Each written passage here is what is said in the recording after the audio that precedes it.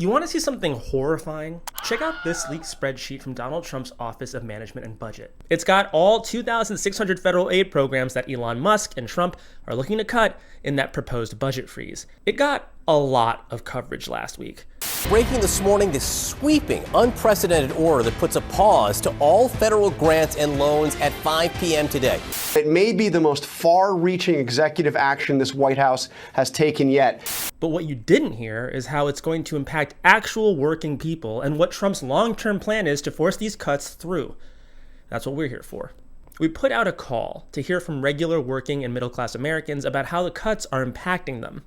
Clay Bockelman, who works at the Omaha Housing Authority, explained what happened at his job when the grant freeze was announced. It really put a hamper on our basic day-to-day operations at our agency. We weren't able to pay out a single vendor, a single invoice, or a single bill, even though it was just about 2 days, I think, that our funding didn't arrive. We had a small business that relies on the work that they do with us call us and tell us that they weren't able to make payroll just because of that 2-day delay in funding, and their employees walked off the job. There are hundreds of small businesses in the Omaha area that depend on the work and the contracts that they have with us through the city. The emails we got showed just how much chaos could soon break out. A social worker in Ohio who helps children with complex medical issues told us that families he works with will most likely lose their homes, jobs, and even their kids without their in-home help.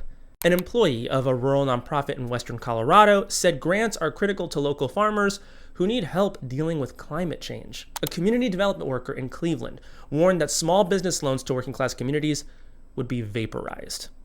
This is only just the beginning of their fight to defund America.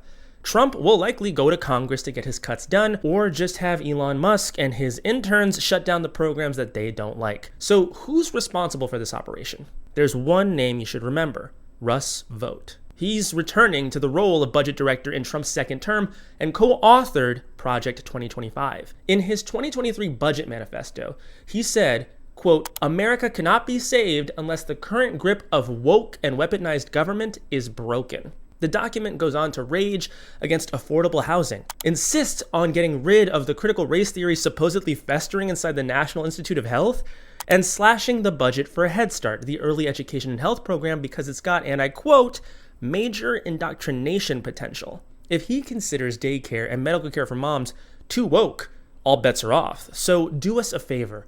Reach out to us in the comments if your job or life would be directly impacted by these cuts.